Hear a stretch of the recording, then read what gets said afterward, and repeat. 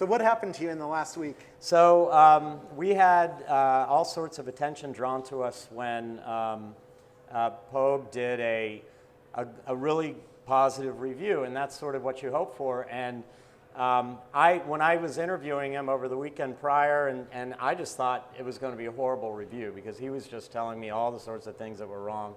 And one of the demos didn't work. There was some echo, and he was complaining about that. And he said, why? And then he wrote this absolutely glowing review, and we were not prepared for it. And so a couple things happened. One, we got a denial of service attack right out of the box from people we still haven't figured out where they are, but we blocked their IP addresses. And then after that, we realized that 10,000 people per hour were trying to sign up for the app. And we're a brand new company. We had 5,000 customers. And now we have 42,000 people downloaded the app in 3 hours before it crashed.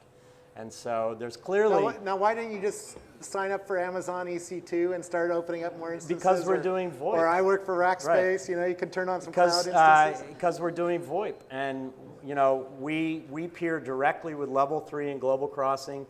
We control through our own private networks.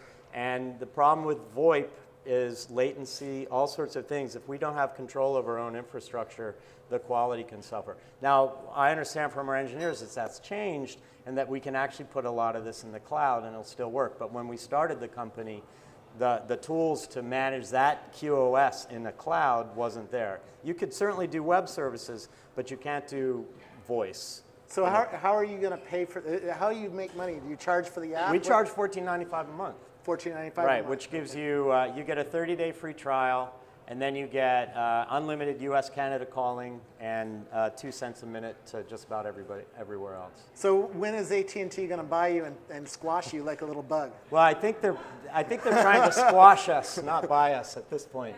Maybe that's where the hacker attack came from. But it makes perfect sense for AT&T to love this app, right? I mean, they have their cell networks are completely overloaded.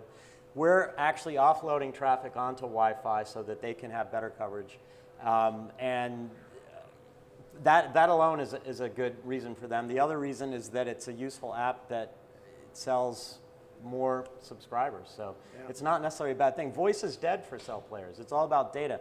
We have tiered voice plans. We're going to have tiered data plans. Voice plans are going away. And so this is just another app that rides on data. And by the way, voice has a very low imprint on data. It's not like video. Where do you guys go from here? Well, first we'd like to get everything back online. We are online for our existing customers. What we did after we got slammed is we shut off new signups. But I'm able to announce for the first time here, SF App Studio exclusive, that servers were just delivered today. They're being racked right now, and we're going to start re-inviting people within 2 days. And then we'll work through the queue of people that downloaded the app and couldn't sign up, who are very angry people right now. And then we'll open it up to everybody else next week. Very cool. How are you guys funded, and where? We are a combination of angels, small VC out of Norway, actually, for a story that you don't have time to hear as to why. And we've raised about $3.5 million, and we're raising a Series B this summer, probably 5 to 10 million. Cool. Any questions from the audience? Because this is really an interesting app. Got a lot of news.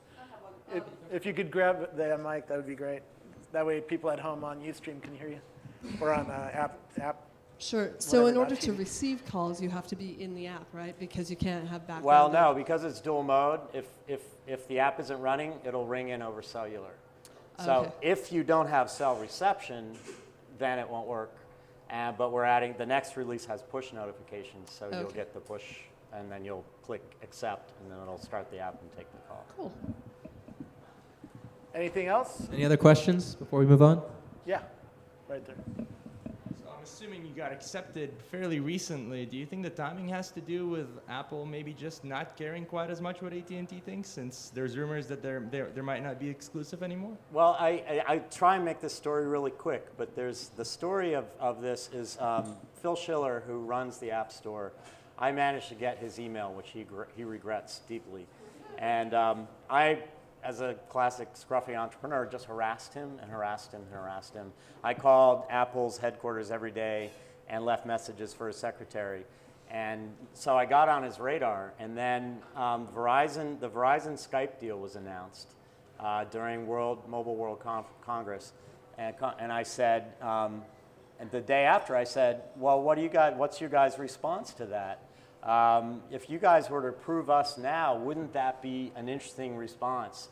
And 29 minutes later, I got this approval from Apple. Now, I don't know if that was a coincidence or what, but I think Apple and AT&T have both changed their tune a little bit, particularly in the wake of the Skype Verizon announcement. Very cool. Well, congratulations on a great app. Thank you. Where do we find it, by the way?